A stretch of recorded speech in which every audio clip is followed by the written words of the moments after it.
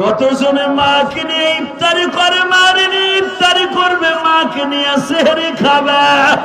আমি ইলিয়াসুর রহমান জিহাদি তো পারবো না গো মালিক। আমার মতো কে জানো এই মিরপুর 11 নাম্বারে পারবে না। চিল্লাইয়া চিল্লাইয়া কাইন্দা দেখাও মালিক রে। আমার মতো কপাল পড়া, আমার মতো কপাল পড়া এই জগতে না।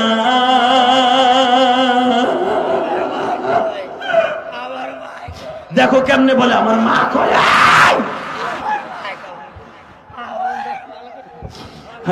তুমি দেখো মালিক এই মিরপুর 11 নম্বরে সেই পাগল ছেলেটা লাভ হয় আর কাঁদে রে। কে যেন বাবার কথা মনে করে কান্দে মালিক। চোখের পানি যদি তোমার কাছে হীরার চাইতে দামি হয়, এদের চোখের পানির খাতিরে মাপ দিতে পারবা না। মিরপুর 11 নম্বর, 10 নম্বর, 12 নম্বরের দিকে তাকাও। মহিলারা হয়তো মহিলা প্যান্ডেলে অথবা বাসায় বসে বসে আমার মায়েরা কান্দে। ও মা, আপনি যেই ঘরে একদিন বাসর ঘরে আসছিলেন রঙিন শাড়ি পরিয়া মা, ওই ঘর থেকে আপনি সাদা কাপড় পরে যাবেন মা। কওমের মানুষগুলাকে যখন দাওয়াত দেওয়া আরম্ভ করলেন বাবা, আবু যার গিফারি 1-2 জন নয়, প্রায় 4,500 মানুষ লইয়া কালেমা পড়াইয়া মদিনায় চলে গেল। বিশ্ব নবীর সামনে যা বলে, নবীজি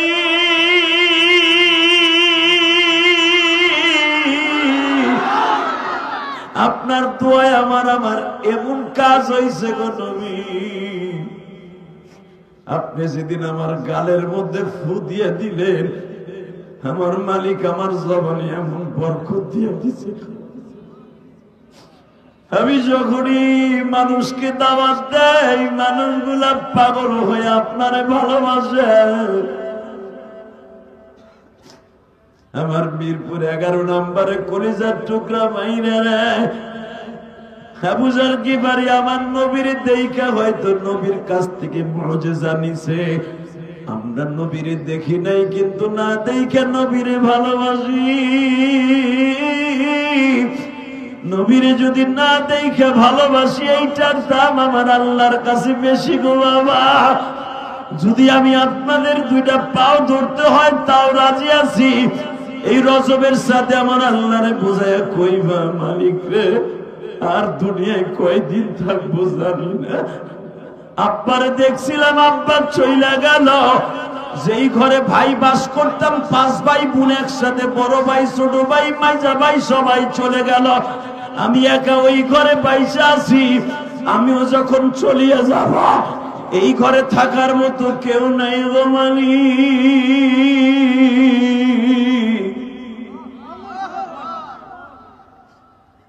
আল্লাহ এই ঘরটা ছাড়ার আগে তুমি আমাদের ইমানদার বানায় দিও। আল্লাহ আমাদের সবাইকে কবুল করুক। জোরে করে আমিন, আরো জোরে করে আমিন। এই মাহফিল পেয়ে আপনারা খুশি না বেজার? সবাই খুশি? সবাই বলেন তো আলহামদুলিল্লাহ, বলেন তো আল্লাহু আকবার। যতদিন বাঁচবো কার গুণগান গাইব? এতে যদি জীবন চলে যায়, রাজি আছেন না নাই? কে কে রাজি আছেন দেখে আল্লাহকে হাত উঁচু করে দেখান তো।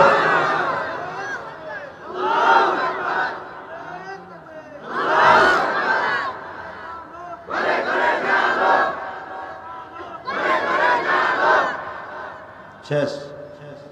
আর পারবা না? তাকবীর দিবা তো পুরা কমপ্লিট দিবা। মারহাবা বলেন। তাকবীর এভাবে হবে, লিল্লাহে তাকবীর, দিন ইসলাম, দিন ইসলাম, আল কোরআনের আলো, লিল্লাহে তাকবীর, আমার নেতা তোমার নেতা বিশ্বনবী মুস্তাফা, বিশ্বনবীর শত্রুরা দিন ইসলামের শত্রুরা লিল্লাহি তাকবীর, এগুলো পারা যাবে না? যাবে?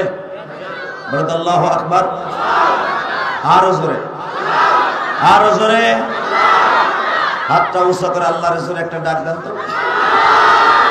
আরো জোরে ডাক দেন, ডাক দেন। নিজের হাতে বান্দা তুমি বানায়া কেমনে দিবা মাফ না করে তাড়ায়া। আল্লাহ দেখো তোমার পাগলগুলি তোমাকে অনেক ভালোবাসে। কনকনে শীতের মধ্যে সব কাজকর্ম ঘুম বাদ দিয়া এই মাহফিলে বসে আছে। আল্লাহ এদের জীবনের গুনাহ মাফ করে দেন, এদের সন্তানদেরকে অলি বানায় দেন, এদের জীবনকে সুন্দর করে দেন। আওয়াজ কমাবি না, বাড়ায়। এই বলেন তো যতদিন বাঁচবো কাকে ভালোবাসবো? আল্লাহ কোরআনে বলেন ওয়াকাযা রাব্বুকা আল্লা তা'বুদু, ইবাদত একমাত্র আমারই করবা, খেদমত করবা মা বাবা। ঠিক না বেঠিক? এই চাঁদটা হলো মেরাজের চাঁদ, আল্লাহর বাড়িতে বেড়াইতে যাওয়ার চাঁদ, তার প্রিয় হাবিবকে আল্লাহর বাড়িতে বেড়াইতে নেওয়ার চাঁদ। এই চাঁদে অন্য মাসের থেকে 10 গুণ সওয়াব আল্লাহ পাক বাড়ায় দেয়। আরো জোরে বলেন। এই মাসের চাঁদ উদিত হওয়ার সাথে সাথে আমার নবী একটা দোয়া পড়তেন। দোয়াটা আজকে আপনি আমার সাথে পড়েন, 1 বছরের হায়াত বাড়ায় দিবেন আল্লাহ। আল্লাহুম্মা বারিক লানা ফি রজব ওয়া শাবান ওয়া বাল্লিগনা রমাজান।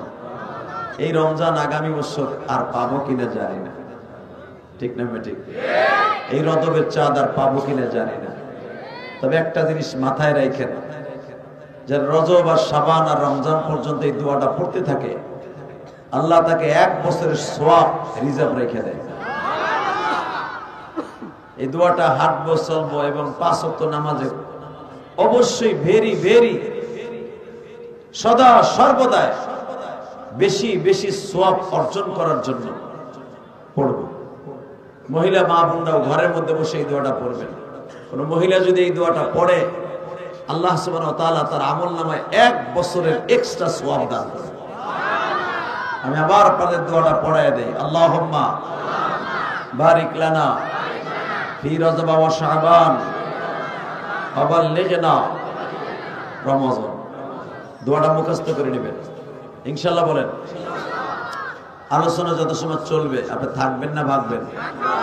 সবাই থাকবেন। আল্লাহকে হাত উঠে দেখান তো কে কে ভাগবেন।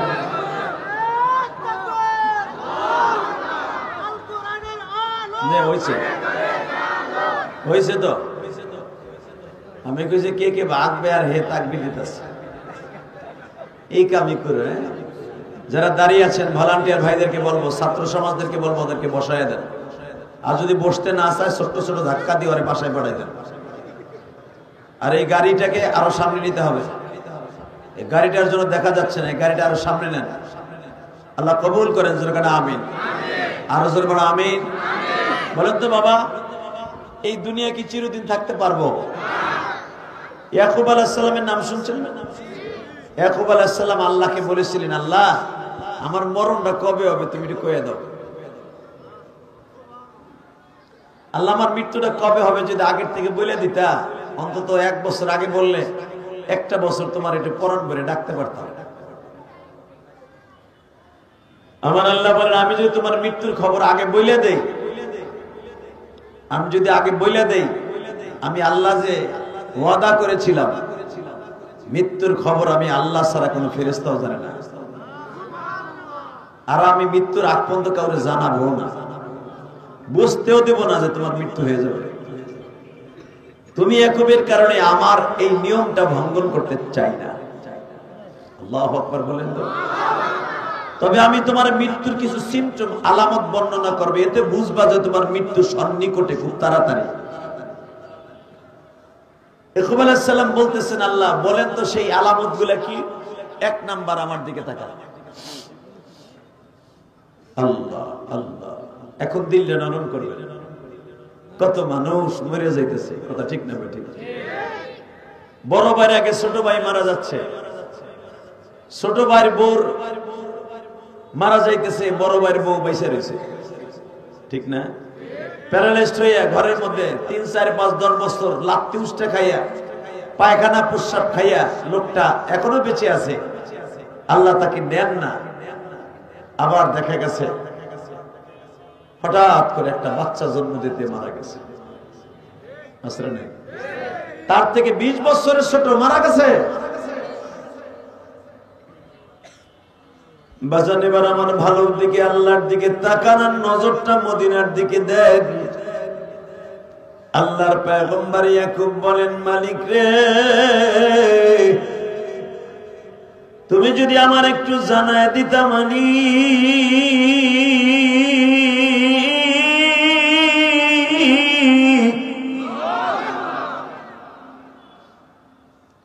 আমার মৃত্যুর পরোয়ানা আজরাইল কখন পাঠাইবা। আল্লাহ বলেন, ইয়াকুব রে, আমি দুনিয়ার নিয়ম ভঙ্গন করতে চাই না। মৃত্যু কখন কার আসবে আমি আল্লাহ ছাড়া আর কাউকে জানাবো না রে ইয়াকুব। তবে একটা কথা শুনবে ইয়াকুব, যখন তোমার শরীরের থেকে, দাড়ির থেকে, মোষের থেকে, নাকের থেকে একটা পশম, এই বাচ্চাগুলো পরে এই নিচে নাম, এই তোরা ট্যাবলেট নিচে নাম, বেটা চেয়ার সরা, মারহাবা বলেন। ডিস্টার্ব করা যাবে না, শরীর ভালো না, নিচে বসো বাবা। তোর মোবাইল বন্ধ কর, কালকে ইউটিউব এমনি পাবি, চুপ করে বহ। ডিজিটাল ফোলাফোন, মোবাইল সবকিছু বুঝে, করা জিনিস এটি, মারহাবা বলেন। আমি মনে করছি ছাত্রা বুঝে, যাও খাওয়া মাদ্রাসার ছাত্রা বুঝে কিছু বুঝে না, ধীরা যে আরো বেশি বুঝে। অনেকে কয় মাদ্রাসায় বেশি লেখাপড়া ভালো হয় না, দামদার করে দামদার। দেখলি না ইংলিশে বেড়া কি সুন্দর বক্তব্য দিল। যদি কোন আমরা তো বুঝি না ইংলিশ, ইংলিশ কি কইল, যারা বুঝে ওই গোবর গুলারে বুঝাই দাও যে মাদ্রাসায় খালি আরবি আর যাও খাওয়া লেখাপড়া শিখায় না। পাশ্চাত্যের যেটা সারা পৃথিবীতে ইন্টারন্যাশনাল ভাষা ইংরেজি, এটাও পড়ায়। কথা বল না কেন? এখন মাদ্রাসারে মাইনাস করার সম্ভাবনা নাই। মাদ্রাসা এখন ইংরেজি, বাংলা, ইংলিশ, ভৌগোলিক সব আছে। মাদ্রাসাকে মাইনাস করতে গেলে তোরই মাইনাস করে দিবি। এই আওয়াজ এটা কি বন্ধ করে দিছ? কই এটার আওয়াজ কই? আগে দেখলাম বাড়লো, আবার কি হইল? আমি ঠিক তো, তো সব ঠিক। এটা বাড়াই রাই, বাইরে গোল্লাই দেখা, বাইরে না শোনা গেলে এমনিতে পিটে নি খাবি। আল্লাহু আকবার বলেন। হ্যাঁ ঠিক আছে, সব আচ্ছা। আল্লাহ আল্লাহ জোরকান আল্লাহু আকবার। রেডি আছেন তো? আগে শুনতাম শিক্ষামন্ত্রী আসছিল না, যে টাপকাটা আর মাথার মধ্যে হেলিফোটা ছিল, রাশেদ খান মেনন নাকি নুরুল ইসলাম নাহিদ, নাহিদ আসিল না সোড্ডায়, সোড্ডায় খালি কইতো মাদ্রাসা জিএমবি রাখা। কথা কন না কেন? আরো জোরে কন। সোড্ডা হুন কই বলাইস, সবই বলাইস। দুদিন ট্রিটমেন্ট করুন। মনে রাখতে হবে, এই মুসলমানের পোলা ডাক্তার, এই সরকার, ইমরান এই সরকার আলেম ওলামার বিরুদ্ধে, মাদ্রাসার বিরুদ্ধে বহুত পড়র করছে। আজকে তোর বাংলাদেশে ঢুকতে হলে তোর ট্যাক্স দিয়ে ঢুকতে হবে। কথা বলে না কেন? মাদ্রাসা ঠিকই আছে, মাদ্রাসা কিয়ামত পর্যন্ত থাকবে। যারা মাদ্রাসার বিরুদ্ধে, আলেমদের বিরুদ্ধে কথা বলবা, তারাই এই দেশ থেকে থাকতে পারবে না। ঠিক যাবে? এই সরকার তোর এই নিয়ে মূর্তি কম চেষ্টা করস না, কথা ঠিক না? ঠিক। শিক্ষাঙ্গনে এমন পরিস্থিতি করে ফেলেছিল, কিছু কিছু এই পিতৃ পরিচয়হীন কিছু কিছু মানুষ। তবে স্কুল কলেজের সব বন্ধুরা খারাপ না। স্কুল কলেজের এমন বন্ধুরা আছে আলেম ওলামার জন্য জীবন দেয়। এখনো পর্যন্ত তারা তাহাজ্জুদ করে, সারা রাত আমার আল্লাহকে ডাকে। এই ছেলেগুলো আল্লাহকে ছাড়া দুনিয়ার আর কাউকে এত ভালোবাসে না। স্কুল কলেজে ভার্সিটির এখনো বলতে এমন এমন বন্ধুরা আছে সারা রাত দাঁড়ায় দাঁড়ায় আমার মাহমুদের সেজদা দেয়। সব ছেলেগুলো খারাপ না? এই বাজান, স্কুল কলেজে ভার্সিটিতে যদি সবাই খারাপ হতো ইসলাম এ পর্যন্ত টিকে থাকতো না। স্কুল কলেজের কোন একটা ছেলে আজও পর্যন্ত মাদ্রাসার বিরুদ্ধে কথা বলে, কথা কয় তারাই যাদের জন্মের মধ্যে ভেজাল আছে। আজকে দেখতে পাচ্ছেন যে এই ছেলেটা ইংলিশে বক্তব্য দিল, আমার দিনটা ভালো হয়ে গেছে। সবচেয়ে বেশি ভালো লাগছে কি জানেন? ছোট্ট ছোট একটা ট্যাবলেট জানাজার নামাজ কেমনে পড়তে হয় পোলাটা দেখাই দিল। কতক্ষণ না কেন আগ করে রয়েছেন, এটা পোলা মাদ্রাসা পড়াই দেন, আপনার পোলা এরকম জানাজার ইমামতি করলো। যে চাচার দাড়ি মারি সব জায়গায় পাইকে গেছে গা, যার চাচারে যদি জিগাই চুল একটাও কাঁচা নেই, পুরা হোমান দে পাকা।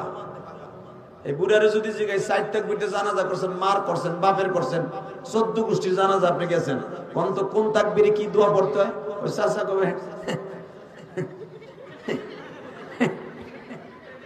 কথা কন না কেন?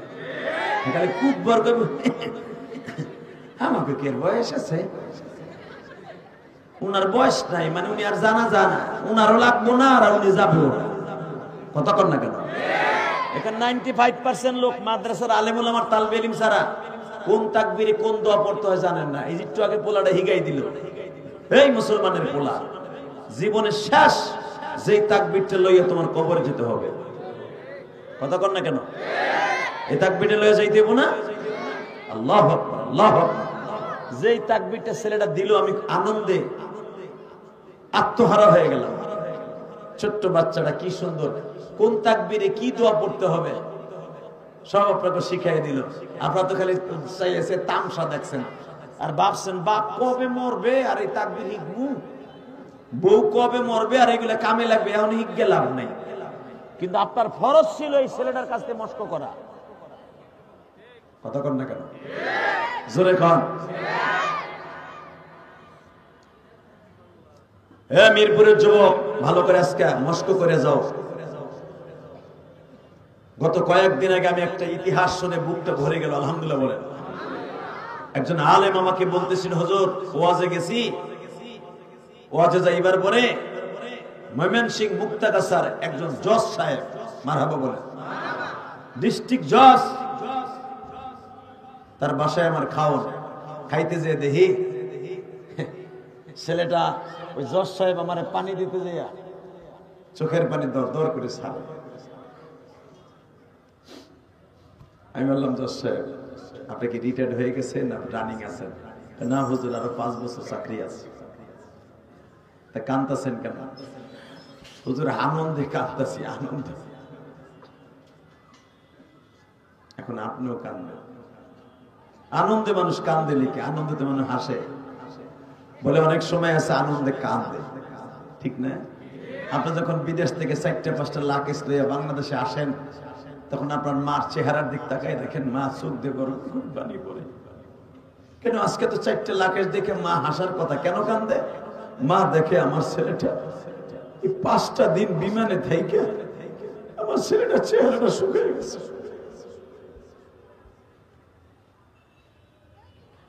বাজানরে এবার দিলটা নরম করে আমার মাওলার একটু দেখাইয়া দেও না। ওই জজ সাহেব কান্দে আর বলে,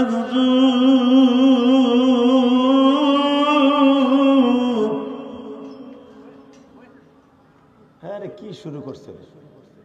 একজন ওঠে একজন বসে, বহেন চাচা আপনার সাথে আর দাম বেশি না, বহেন। মারহাবা বলেন। শুরু হয়েছে টানাটা, না জানি বিয়ের অনুষ্ঠানে হয়েছে কি আসছে। মারহাবা বলেন। কলিজার বাইরে এই যে শুনেন বইয়ে পড়ে আজকে ভালো হয়ে যাবে কপালটা। বহেন মিরাজের চা এইভাবে জানা যায় খারাইছেন হাত বাইন্দা কিরম দেখা যায়, এটা মগা মানুষের মতো খারাই গেছো মিয়া।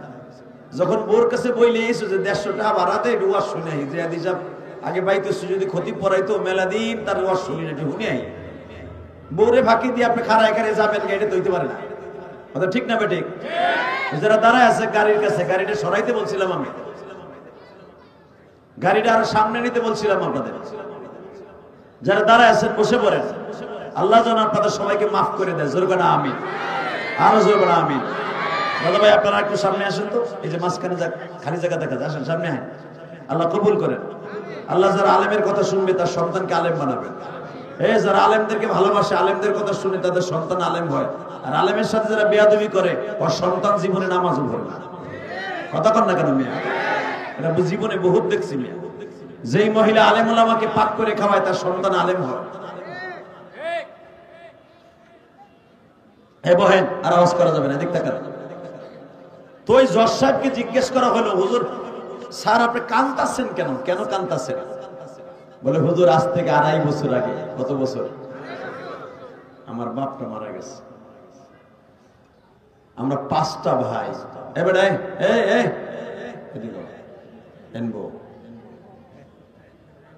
উঠবা না, ওহে নিব উঠবা তো, যেতে সময় গরম পানি মারবে। আলহামদুলিল্লাহ বলেন, লা হাওলা ওয়ালা কুওয়াতা ইল্লা বিল্লাহ। জিজ্ঞেস করছে 2.5 বছর আগে কি হয়েছে? আমার বাপটা মারা গেছে। তারপরে বাপটা মরে যাওয়ার পরে হুজুর আমরা 5টা ভাই, একজন কলেজের প্রফেসর, একজন আমেরিকা সিটিজেন, মারহাবা বলেন, আমি ডিস্ট্রিক্ট জজ, আমার 3টা বোন, 3টা বোন গ্র্যাজুয়েশন কমপ্লিট করা, সবাই মাস্টার্স পাস। আমার বাবাও ছিলেন একজন এলাকার চেয়ারম্যান। আমার আব্বা ইন্তেকালের পরে ইমাম সাহেব যখন বড় মসজিদের, ময়মনসিংহের বড় মসজিদের ইমাম সাহেব যখন বললেন, আপনাদের আত্মীয়দের মধ্যে কেউ জানাজা করার মতো আছে কিনা, জানাজা করাইতে পারবেন? হুজুর আমরা 5টা ভাই, আমার আমেরিকার ভাইও চলে আসছে, 2 দিন লাশ জমিনে রাখছিলাম।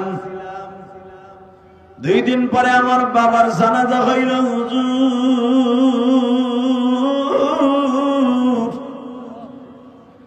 হাজার হাজার মানুষ আমার বাবার জানাজায় উপস্থিত। কিন্তু সবচাইতে পরিতাপের বিষয়, দুঃখের বিষয়, দুনিয়ার এত লেখাপড়া হুজুর আমরা কমপ্লিট করলাম,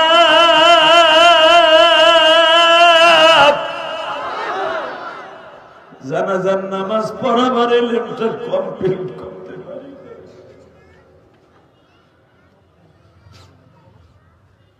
হুজুর আমি সেখান থেকে শপথ করছি, আমি আমার সন্তানের জানাজা লইয়া দুনিয়ায় যাব। হুজুর আজকে যে ছেলেটারে আপনি পাগড়ি দিবেন, আমার ছেলেটার নাম আবু তাহের স্যার। হুজুর এই আবু তাহের আমার ছেলেটারে আপনি পাগড়ি দিবেন। হুজুর আপনি আমার বাসায় খাইতে আসছেন, আমি খুশির আনন্দে আজকে কাঁদতাছি। আরে বাচ্চাগুলো কথা বলে রে বেটা, দেখতে পেয়েছে?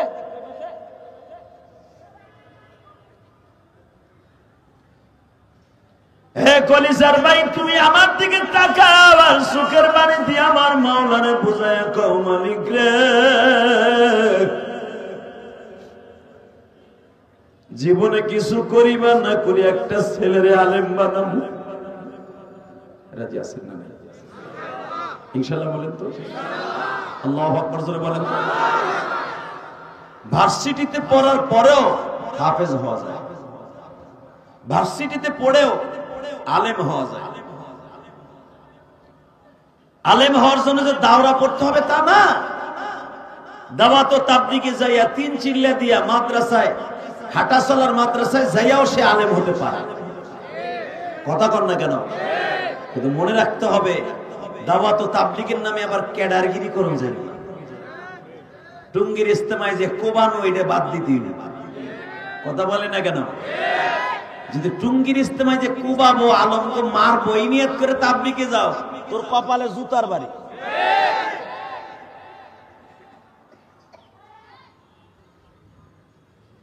এই মুসলমানের সন্তান, এবার আমার দিকে তাকাও। যারা আলেমদের গায়ে টুঙ্গির ইস্তেমায় মারছে, আমার মনে হয় তাদের নসিব ভালো হবে না। ওরা দুনিয়ায় ভালোভাবে বাস করে যেতে পারবে না। আল্লাহর জমিনে ওদের বিচার হবে, হবে হবে হবে, ইনশাআল্লাহ হবে। কথা ঠিক না? ঠিক। এই যে 31/1/2 বিশ্ব ইজতেমা, ইনশাআল্লাহ বলেন, আল্লাহু আকবার জোরে বলেন। গতকালকে যেখানে দিনাজপুর ওয়াজে গেছি, শুনতেছি ওরা মাইক ভাড়া করে বলতেছে কেউ যাবেন না ইস্তেমায়। আবু জেহেল বলছিল কেউ যাবা না, মুহাম্মাদের চেহারা দেখলেই গজব পড়বে। নাউজুবিল্লাহ, আসতে বলে বউ মরবে। এই আবু জেহেল কইছিল মুহাম্মদ নামে একটা জাদুকর আছে, ওরা দেখলেই জাদুতে গিরাস হয়ে যায়। থামায় রাখতে পারছে? আল্লাহু আকবার জোরে বলেন তো। এই থামায় রাখতে পারে নাই একজন সাহাবীর নাম আমি আপনাদেরকে এখন বলবো। আল্লাহু আকবার দিয়ে জগৎ কাঁপাবেন। রেডি? আল্লাহু আকবার বলেন তো। আরো জোরে বলেন, আরো জোরে। এই যে থামানো যাবে না এমন একজন সাহাবী ছিল, আবু যর গেফারি। মারহাবা কর। গেফার গোত্রের চেয়ারম্যান ছিল। সে ৩৫০০ নেতাদের নেতৃত্ব দিত ওই আবু যর গেফারি। জোরে, আরো জোরে। ১০০ মাইল দূরের থেকে সফর করে এসে এই গেফার গোত্রের এই লোকটা পায়ে হাইটে আইসা মক্কা নগরীর কাবা ঘরের দরজার কাছে চুপ করে বয়ে রয়েছে চোরের মতো। আমার নবীর সাথে কথা যে বলবে তারও মক্কা থেকে বের করে দেবে এমন একটা পজিশন। কথা কর না কেন? এই যে কয়েকদিন আগে গেছে দেখেন নাই? যদি হতো যে আওয়ামী লীগের লোক এই ঘরে ঢুকছে, ওই ঘরের আলারও কোবাইছে। আবার যখন আওয়ামী লীগ ক্ষমতায় ছিল, বিএনপি যেখানে আছে ঘরের তার চাইনা বাড়ি করে পাড়াইয়া পিছনের রাস্তা দিয়ে নারী বের করে। কথা কর না কেন? এর নাম পচা রাজনীতি। এটা ১ নাম্বার রাজনীতি না। রাজনীতি বলে আমার ভাই অন্যায় মানুষই করতে পারে, আমি তাকে মাফ করে দেব, এটার নাম হলো রাজনীতি। রাজনীতি করতে যদি প্রতিশোধ নিতেন, পৃথিবীতে সর্বশ্রেষ্ঠ প্রতিশোধ নিতে পারতেন আমার নবী। কথা বল না কেন? আমার নবীর জীবনে প্রতিশোধ নেয়নি। আপনারা জানেন বিশ্ব নবীর জীবনে একটা ঘটনা ঘটে গেছে। নবী যখন মক্কা দখল করলেন, আল্লাহু আকবার বলেন তো। মক্কা দখল করার সময় নবী 2টা অপশন দিলেন। কোন ঘরে যদি আতর ঘর থাকে, কারো বাচ্চা জন্ম নিছে এই ঘর থাকে, ওই ঘরে যদি কেউ আক্রমণ করছে আমি নবী শুনি, ওর কল্লা আমি নবী শিরচ্ছেদ করার কথা বলব। 2 নাম্বার, কোন ইহুদি নাসারা যদি আবু সুফিয়ানের বাড়িতে দখল করে, আবু সুফিয়ানের বাড়িতে আশ্রয় নেয়, তারেও কেউ আক্রমণ করবে না। জুলুম এরকম হয় যে আমিরুল হক সাহেবের বাড়িতে যদি কেউ বিএনপির আওয়ামী লীগের লোকের আশ্রয় নেয়, তার গায়ে কেউ হাত দিবে না। সে এলাকার নেতা, গণ্যমান্য মানুষ। কথা বলেন না কেন?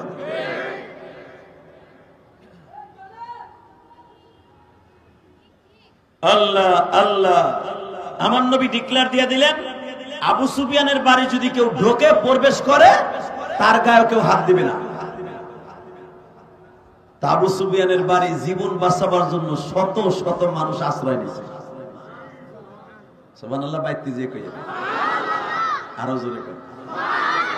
হঠাৎ করে আমার নবী বললেন, এই আবু সুফিয়ানের বাড়িতে যাইও যদি কিছু কিছু 8 জন মানুষকে আমি টার্গেট করে দিলাম, এই 8 জন মানুষের মধ্যে যদি একজনও যদি আবু সুফিয়ানের বাড়িতে যায়, এদেরকে হত্যা করবা। আর মুআল্লিকিনা বিআস্তারিল কাবা, কাবার গিলাফও যদি ওর শরীরে পেছানো থাকে তাও ওরে মেরে ফেলবা। 8 জনের কথা নবী বলে দিলেন, এদেরকে মেরে ফেলবা, কোনো কথা নাই, ও কল্লা উড়াই দিবা। কারণ এত পরিমাণ ইসলামের ক্ষতি করছে, আল্লাহর ক্ষতি করছে, আমি নবীর ক্ষতি করছে, ওদের কল্লা যেখানে পাবা সেখানে উড়াবা। নবী 8 জনের নাম দাগায় দিলেন। হযরত ওমর এইভাবে হাতের মধ্যে নিয়া ঘুরতাছে ঘুরতাছে আর দেখতাছে কই আছে এই লোকগুলা, কই আছে কই আছে। হঠাৎ করে দেখে ছোট্ট বাচ্চা একটা কোলে নিয়া আল্লাহু আকবার আল্লাহু আকবার আর বউরে লইয়া পালায়ন করতেছে। যার নাম আছে লিস্টিতে, যে ওরে যেখানে পাবে সেখানে উক্তুলুহুম ওয়াজাতুমুহুম, যেখানে পাবো ওইখানেই মারবা। মুআল্লিকিনা বিআস্তারিল কাবা, কাবার গিলাফও যদি পেছায় থাকে তাও মেরে ফেলবা। দেখে ওই বদমাইশি পোলাডারে কোলে ঘাড়ে করে নিয়ে বউ পিছনে লইয়া যাইতেছে গা। হযরত ওমর ওরে থাবা দিয়ে ধরছে। আল্লাহু আকবার বলেন। বিশ্ব নবীর কাছে লই আইছে। নবী আমার বললেন, আগামী কালকে সব বেঈমানদের সামনে ওর কল্লাকে উড়াই দিবা। বাজান এবার আমার দিকে তাকাবেন আর চোখের পানি ছেড়ে দেবেন। রাজনীতি কারে কয়? নবী আমার অর্ডার দিলেন কল্লা উড়ায় দিবা।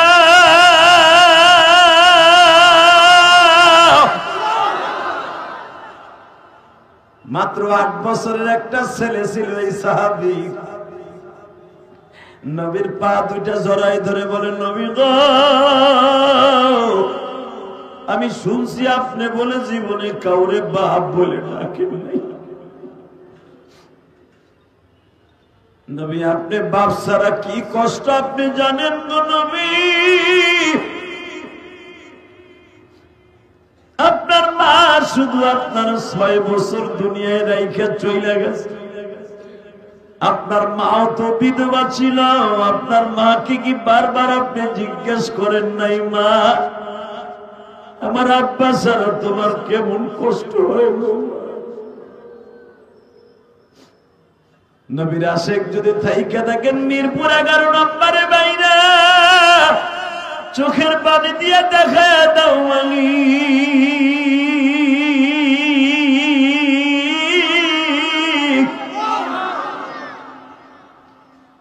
তোমার নবীরে আর তোমার জীবনের চাইতে বেশি ভালোবাসি। নবী আমার 8 বছরের ছেলেটার কথা শুনে কান্দে আর বলে, তুমি কি বলতে চাও? নবী আমি আমার বাবার বুকের মধ্যে পা না দিয়া মাথা না দিয়া রাত্রে ঘুমাই না। আমার আব্বারে আপনি মাফ করে দেন।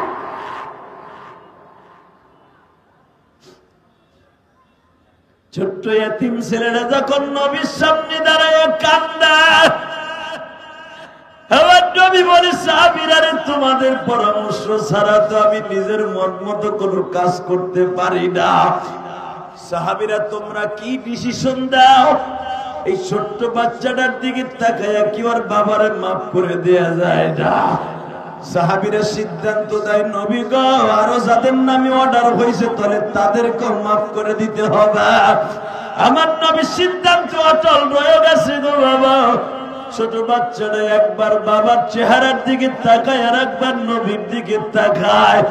আমার বাবার আগামীকালকে ফাঁসি হয়ে যাবে। বাজান এই দুনিয়ায় যাদের বাপ নাই ওর মতো দুঃখ মিয়া কেউ নাই রে।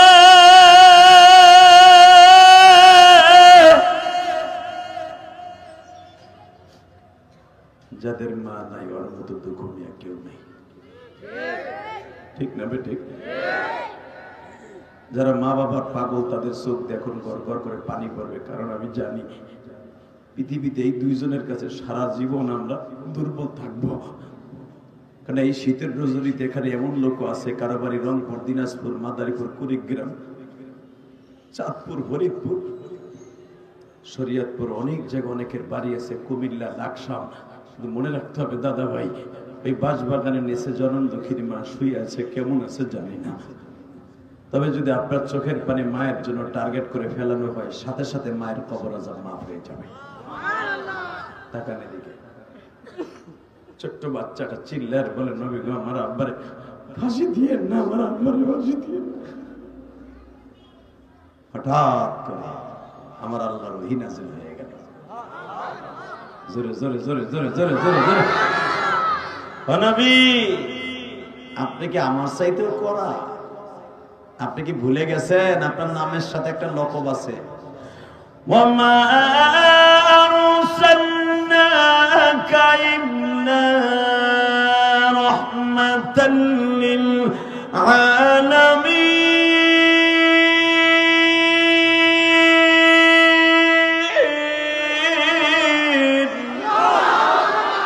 হে কোরআন তেলাওয়াত শুনে আল্লাহু আকবার বলুন মিয়া। কলিজাও ঠান্ডা হবে, জাহান্নামের আগুনও হারাম হবে। রেডি? ওয়া ইন্নাকা লাআলা খুলুকিন আযীম।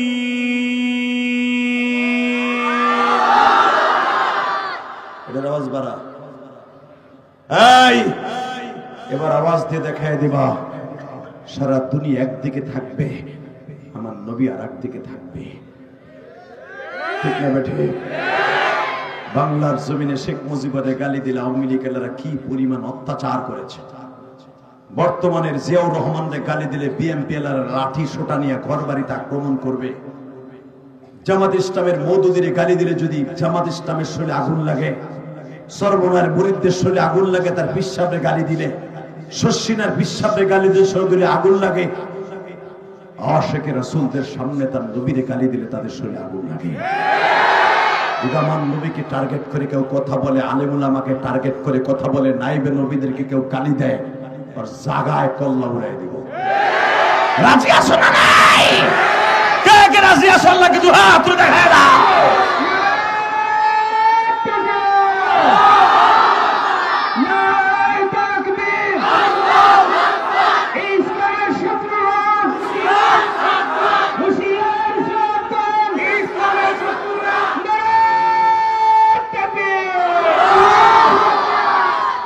মারহাবা বলেন।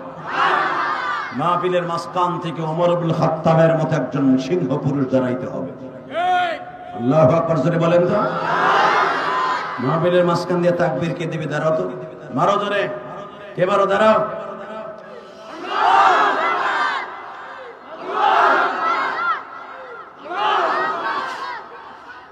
বসেন, আল্লাহ কবুল করেন জোরে কানা আমিন। যারা দাঁড়িয়ে আছেন আমি বসে পড়ার জন্য উদাত্ত আহ্বান জানিয়েছি। বসলেই লাভ। এই মাসের মধ্যে এটা মিরাজের চাঁদ, আর মাত্র মাঝে একটা মাস আছে, এরপরই মাহে রমজান ইনশাআল্লাহ। বলেন আল্লাহু আকবার জোরে বলেন তো। আল্লাহু আকবার আরো জোরে বলতে হবে। মুসলমান সন্তান দীপ্ত কণ্ঠে আওয়াজ দিয়ে দেখায় দেন, জীবন যাক আর থাক, আমার নবীকে কেউ অপমান করে কথা বললে ওর সাথে আমার কোনো আপোষ থাকবে না। রাজি আছেন না? নাই রাজি আছেন? এই যে পর্দাগুলি আছে না, এটি খুইলে হেনে বিছাই দেন। এটা খোলো, এটা খোলো, এই দুনো পাশটা খোলো, একবারে খোলাই দিলে। এই ক্যামেরাম্যানরা খোলো, এটি সব খোলো। আল্লাহ কবুল করেন যেন আমিন। আওয়াজ করা যাবে না। বলেন তো, দুনিয়া আমার নেতারে গালি দিলে যদি আমার কষ্ট লাগে, আমার নবীরে গালি দিলে কি কষ্ট লাগে না? আলে বলে আমার গালি দিলে কি কষ্ট লাগে না? দেখা যাবে এবার। হ্যাঁ বেটা, ওড়ার চেষ্টা করো না, এদিক আমার দিক ঘুরো। এই ছোট্ট বাচ্চাটা তখন বারবার বলতেছে, নবী আমার বাবারে মাইরেন না, আমার আব্বারে মাইরেন না, আমার আব্বারে মাইরেন না। নবীর চোখ দিয়া লেবু রসের মতো পানি ঝরতেছে। মারহাবা বলে। কারণ কি জানেন? আমার নবী সবচেয়ে বেশি দুর্বল ছিল ছোট বাচ্চাদের কাছে। আল্লাহু আকবার বলেন। ছোট বাচ্চাদের চোখের পানি আমার বিশ্বনবী কোনোদিন সহ্য করতে পারতেন না। যখনই ছোট বাচ্চাগুলো কাঁদতেন, সাথে সাথে বিশ্বনবীর কলিজা আগুন লেগে যেত। ছোট বাচ্চার পরে মেসেজ করে বিশ্বনবী বললেন, ঠিক আছে আমি তোমার বাবাকে মাফ করে দিলাম। আল্লাহ অর্ডার দিয়ে বলে দিলেন, নবী গো আমি আপনাকে সারা দুনিয়ার রহমত বানিয়েছি, আপনি যখন ছোট বাচ্চা বাবাকে মাফ করে দিয়েছেন, নবী গো আমি তো বলি নাই আপনাকে এদেরকে মেরে ফেলতে, আপনি অর্ডার দিয়েছেন, ঠিক আছে আপনার সাথে আমি একমত হয়েছি, কিন্তু ওরা যখন খালেস তওবা করেছে আমি আল্লাহ ওদেরকেও মাফ করে দিয়েছি। আর যদি আমাদের দেশে হইতো, যেটা হইছে তো হইছে, ওকে ফাঁসি আগে দে। ঠিক না বেটি? জোরে কর, আরো জোরে। তাকান দিকে। মক্কার ভূখণ্ডে ফাতে মক্কা হয়ে গেল। আবু সুফিয়ানের বাড়িতে যারা আশ্রয় নিল, বিশ্বনবী তাদেরকে মাফ করে দিলেন।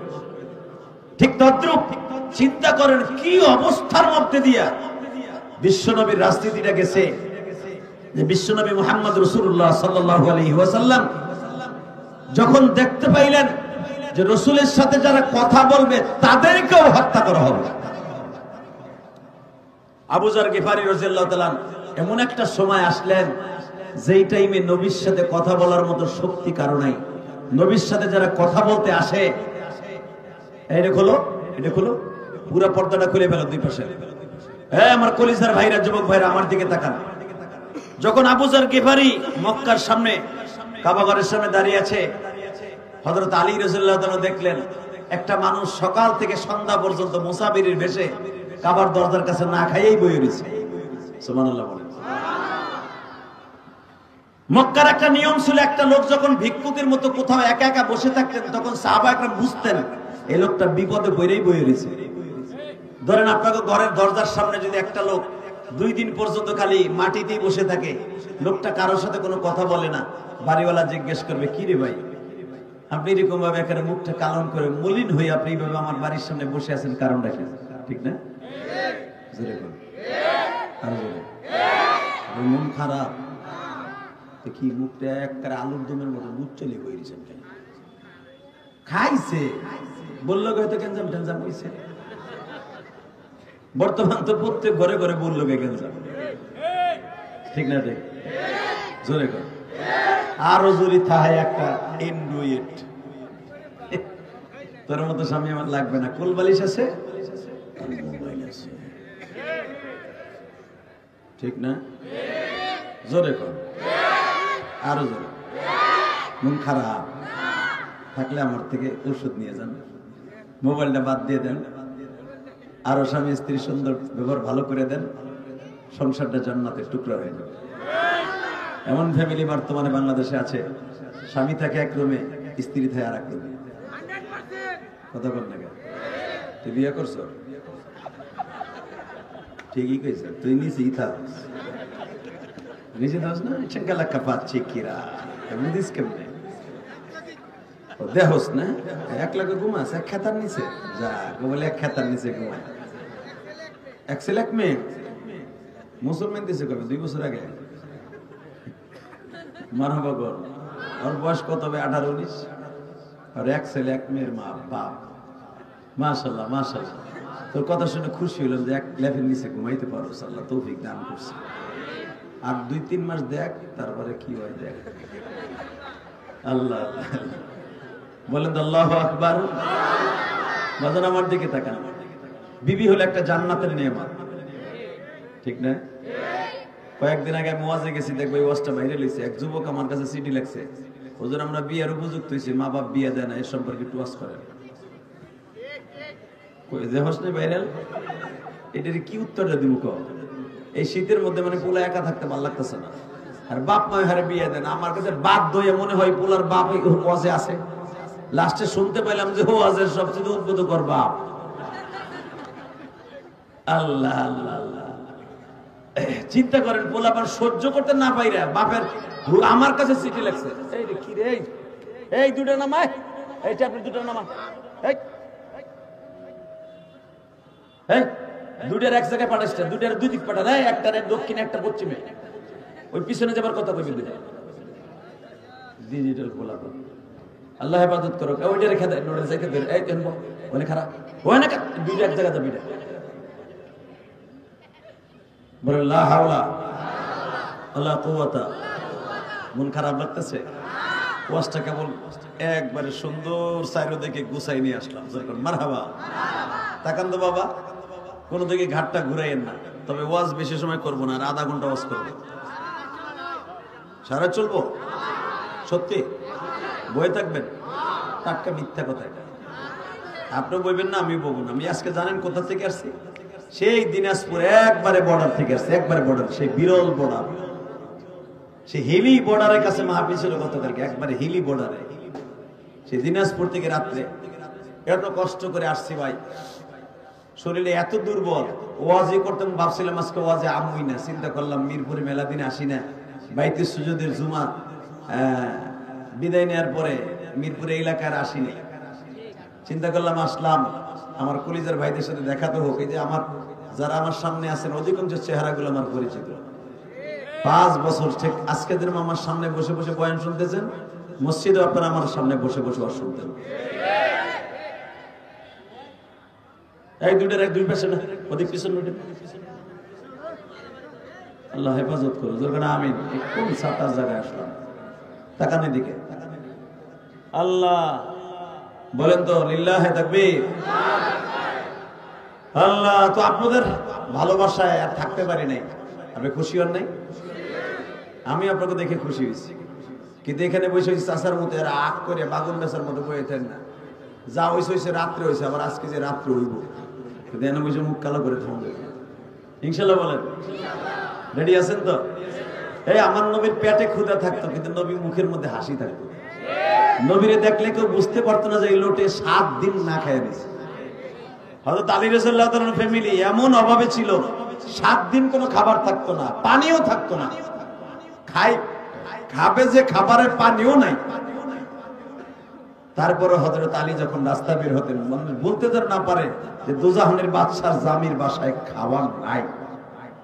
এই ছিল তাদের ফ্যামিলির কোয়ালিটি। যেরকম মারহাবা, আল্লাহ আল্লাহ। তো তাকানে দিকে আমার বিশ্বনবী সাহাবীদেরকে বললেন, তোমরা দেখো তো মুখটা কালো করে কাবা ঘরের সামনে কে কে বসে আছে। মনে করবো এই লোকটা মক্কায় বিপদে পড়ে বসে আছে, অথবা সে মুসলমান হওয়ার জন্য, অথবা মুসলমান হয়েছে কেউ বুঝতে পারে না যে সে মুসলমান হয়েছে।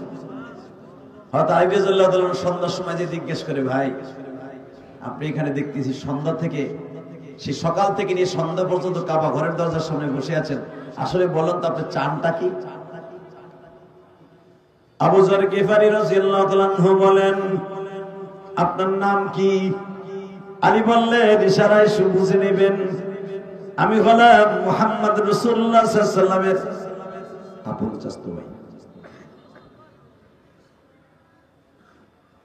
আবু যর গিফারী জিজ্ঞেস করে, আপনি যদি মুহাম্মাদের চাচতো ভাই হন?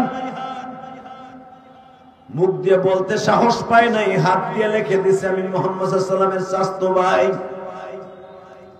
আবু যর গিফারীকে আল্লাহ এত জ্ঞান দান করেছিলেন, ইশারায় বুঝে নিতেন। আল্লাহ তারে কত জ্ঞান দিয়েছে। হযরত আলী বললেন, আপনি আমার পিছনে পিছনে আসবেন, ডাইনে বামে তাকাবেন না। মনে হয় আপনি ক্ষুধার্ত মানুষ, আপনার আগে মেহমানদারি করাই। ভাই এরকম যদি রাস্তায় কোনো বিপদগ্রস্ত মানুষ দেখেন, সত্যিকারে কোনো ধোঁকাবাজ না, আগে একটা পামরুটি, 2টা কলা, একটা মাম পানি দিয়ে তারে খাওয়ায়া আপনার বাসায় বসাইয়া, দোকানের পাশে বসাইয়া তারে বলবেন, বাইরে এখন বলেন আপনার কি পরিস্থিতি।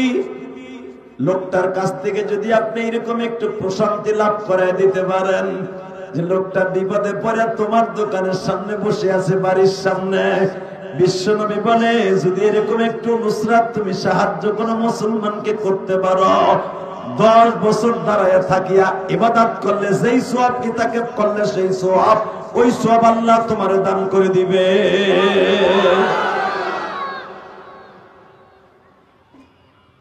আবু যর গিফারী আলী বললেন, আপনি আমার পিছনে পিছনে আসবেন। যদি আপনি আমার পিছনে পিছনে আসেন, এটা জানতে পারলে কাফেররা আপনারে মারবে। আমি একটু দূরে দূরে হাঁটবো, আপনি আমার পিছনে পিছনে হাঁটবেন।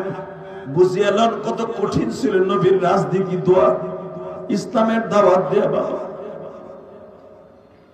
হযরত আলী সামনে সামনে হাঁটে, আবু যর গিফারী পিছনে পিছনে যায়। গো বাবা, যাইতে যাইতে বাসায় চলে গেলেন। আলী একটা কথাও জিজ্ঞেস করলেন না, আপনি কেন আসছেন? মেহমানদারি করায় বললেন, ঠিক আছে আপনার গন্তব্য জায়গায় আপনি চলিয়ে যান। আবু যর গিফারী আবার বাজার মক্কার দরজার সামনে বসে আছে। এবার দিলটা নরম করে আমার দিকে তাকাও। ইসলাম এত সহজ নয় গো বাবা। এই কোরআনের বাতি যে জ্বলছে কিয়ামত পর্যন্ত জ্বলবে, পৃথিবীর এমন কোন নাস্তিক নাই এই কোরআনের বাতিকে নিভাই দিতে পারে। লিউতফিউ নূরাল্লাহি বিআফওয়াহিহিম, এই বাতি কে জ্বালাইছে?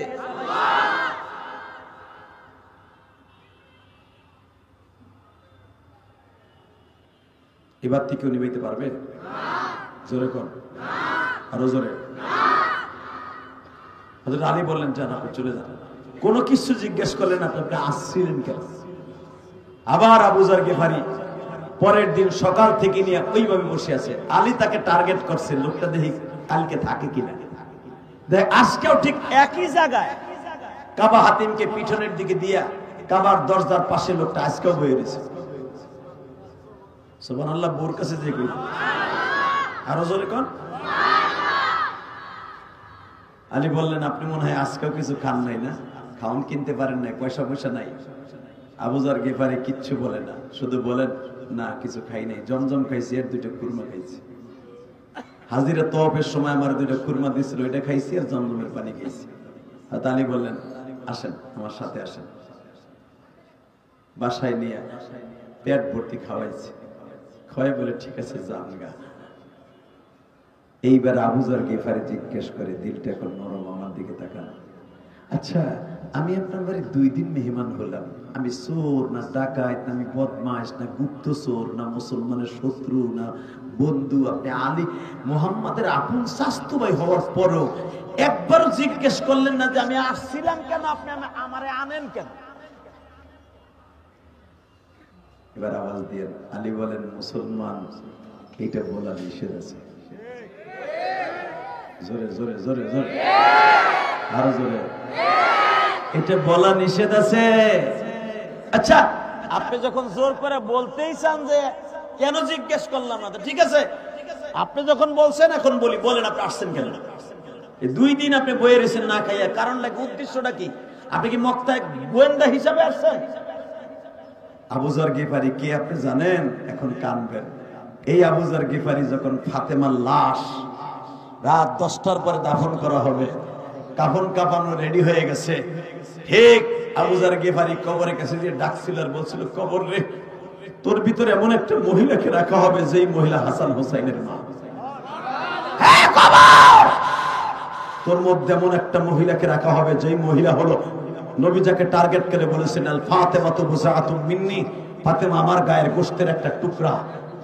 এমন একটা মহিলা ফাতেমা, যেই ফাতেমা আল ফাতেমাতু সাইয়্যিদাতু নিসাই আহলিল জান্নাহ, সমস্ত মহিলাদের জান্নাতের সর্দারিনী, তাকে কবরের মধ্যে রাখা হবে।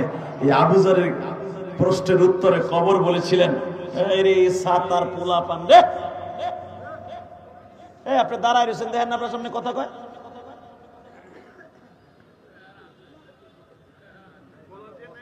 আল্লাহ হেফাজত করুন, জোরে আমিন। আল্লাহ বলেন, লা হাওলা ওয়ালা কুওয়াতা। এই সেই আবু যর গিফারি, যে আবু যর বলছিল, এই যে চাদর দিয়ে বিছানো যে ফাতেমার কবরটা, কবর রে, তোর ভিতরে আসতেছে দুজাহানের বাদশা নবী মুহাম্মদের মাইয়া। কবর উত্তর দিয়েছিলেন, আমি ফাতেমারে চিনি না, নবীর মেয়েকে চিনি না, আমি হাসান হোসেন জান্নাতের সভাপতির মাকে চিনি না, আমি শেরে খোদা আলীর বিবিরে চিনি না, আমি চিনি একমাত্র ওই ব্যক্তিকে যে নেক আমল লয়ে কবরে আসবে, সেই আবু যর গিফারি। বাজার এত বড় দামি সাহাবী, এত বড় একটা গোত্রের চেয়ারম্যান। হযরত আলী বললেন, তাহলে বলেন আপনি আসছিলেন কেন? বলে, আচ্ছা তুমি না আমার প্রথম পরিচয় দিয়ে বলছিল মুহাম্মদ তোমার আপন চাচাতো ভাই, লোকটা কই আছে বলবা? আল্লাহু আকবার বলেন না। হযরত আলী বলেন, আপনি তারে দেখতে যাবেন মানে কি, তারে হত্যা করবেন এই নিয়ত করে? যদি এই নিয়ত থেকে থাকে আপনার আমি এখনই 2 টুকরো করে ফেলবো। আবু যর গিফারি বললেন, এত রাস্তা অতিক্রম করে 1 সপ্তাহ পায়ে হেঁটে এসে আমি তারে হত্যা করতে আসছি না, যা বলার আমি তার সামনাসামনি বলবো, যদি তুমি আমাকে একটু তার কাছে পৌঁছে দাও। জোরে জোরে জোরে জোরে। বুখারী তার আবু যর গিফারি যখন এই কথা বলেন, আমি শুধু তার জীবনে 2 নয় না, একবার দেখবো, একবার শুধু দেখবো, একবার দেখবো। সারা দুনিয়া আবু জেহেল লোক লাগাই দিয়েছে, এমনকি আমাকে গিফার গোত্র বাজার পর্যন্ত চলে গেছে খবর, মক্কায় এমন একটা লোকের আবির্ভাব হয়েছে যারা দেখলে মানুষ পাগল হয়ে যায়, যারা দেখলে বাপ বেটার মধ্যে গ্যাঞ্জাম শুরু হয়ে যায়, যারা দেখলে স্বামী স্ত্রীর মধ্যে আর মিল মোহাব্বত থাকে না, যারা দেখতে গেলে মানুষ পাগল হয়ে যায়। ওই লোকটারে না দেখে আমি মরতে রাজি না। আসলে কষ্ট হয়ে গেছে, আমার ওয়াজ 1 ঘন্টার উপরে হয়ে গেছে, চলে গেলে আজকে ভালো হয়ে গেছে। হ্যাঁ, যে বাদশা বুঝতেছি আপনাকে বাপ বেশি ভালো না। রেডি? আল্লাহু আকবার বলেন তো। আবু যর গিফারি বলেন, আমি আমার গোত্রের একজন নেতা, 4,500 মানুষের নেতা। আমার দেশে খবর পৌঁছে গেছে যে মুহাম্মাদের দেখতে গেলে সে পাগল হয়ে যায়, বাপ বেটার বেড়ে গ্যাঞ্জাম লেগে যায়, লোকটা মিথ্যুক।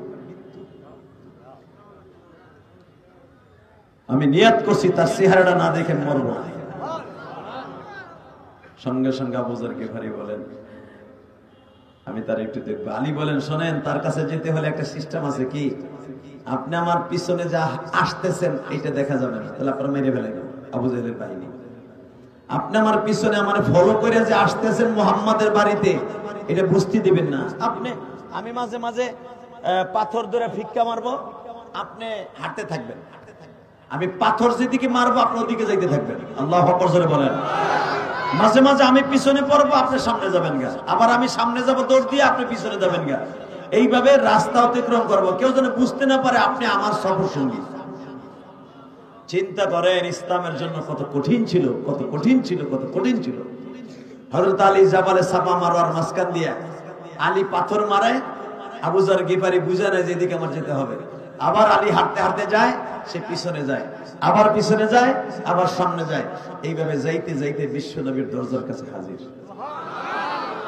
আরে ওই যুগে যদি আমাকে জন্ম হইতো রে,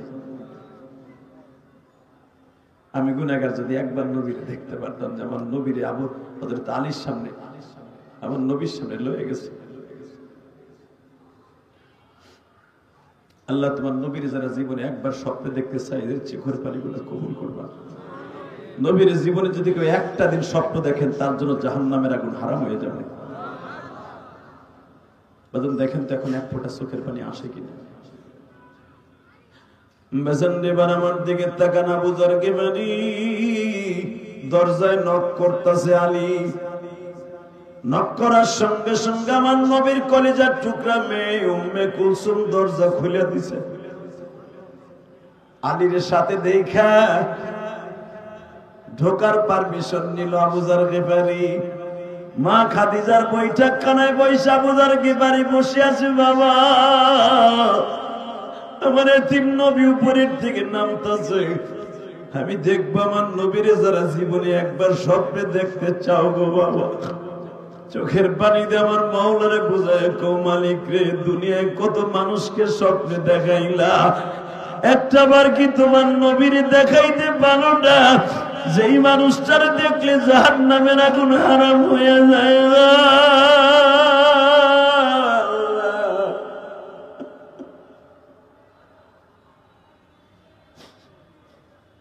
আমার মিরপুর 11 নম্বরের যুবক ভাইরা, ও কালসির বাইরা 12 নম্বর, 13 নম্বর, 14 নম্বরের বাইরা, 10 নম্বরের বাইরা, 11 নম্বর মিরপুরের বাইরা, আজকে 21 জানুয়ারি 2025 সালে আমার মাওলারে দেখায়া দাও। 2025 সালের 21 জানুয়ারি তুমি আমার আল্লাহরে বুঝায়া কমালি, এই ময়দানের মধ্যে আবু যর গিফারির মতো যদি আমি একটা সুযোগ পাইতাম গো নবী,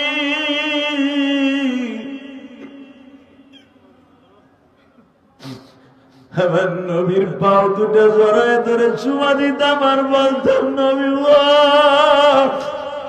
আবু জেহেল কাফের হইয়া আপনারে দেখে, আমরা কেন দেখতে পারি না?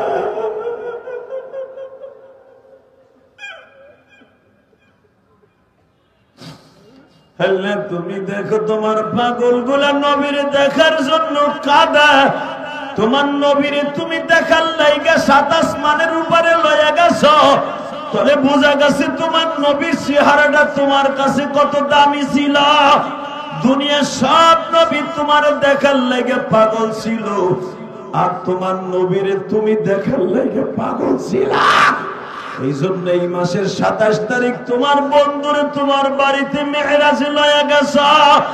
21 জানুয়ারি তুমি এখন চোখের পানি ছেড়ে দিয়া কান্দবা। আমার আল্লাহ যদি নবীরে দেখার পাগল থাকে গো বাবা, পাগল হওয়ার কারণে আল্লাহর বাড়িতে এই মাসের 27 তারিখ বেড়াইতে লয়া গেছে, তাহলে বুঝিয়ে এলো আমার নবীর চেহারা দেখলেই জান্নাত ওয়াজিব গো বাবা। দুনিয়ায় যারা এতিম আছো তারা কান্দো আর বুঝায় কও, মালিক রে আমার নবী এতিম আমিও এতিম,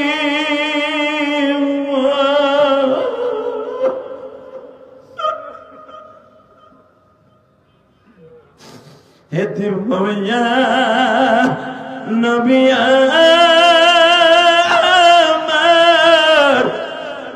কান্দে মদিনাতে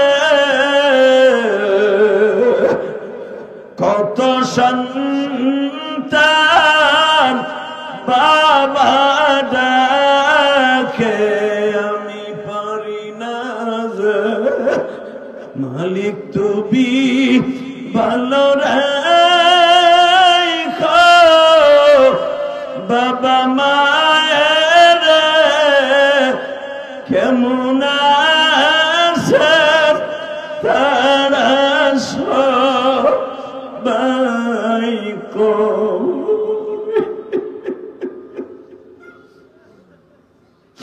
আল্লাহ দেখো আমার পাগল ভাইরা কে যেন মার জন্য কান্দে, কে যেন বাবার কথা মনে করে কান্দে। মানি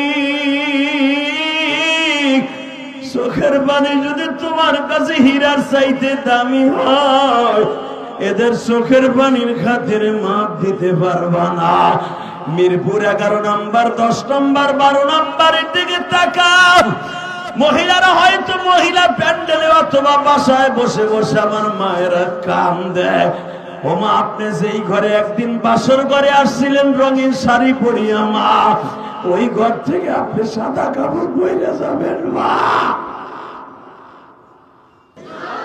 আল্লাহু আকবার জোরে বলেন। এ কলিজার যুবক, এবার আমার দিকে তাকা। তোদের পাও দুটো ধরছি। নবীরে দেখার জন্য যদি আল্লাহ এত পাগল থাকে, ওই নবীর জীবনে একটা বার স্বপ্নে দেখতে পাগল হতে পারবা না। আর নবীরে দেখতে হলে চোখের পানি লাগবে, পানি ছাড়া দেখতে পারবা না।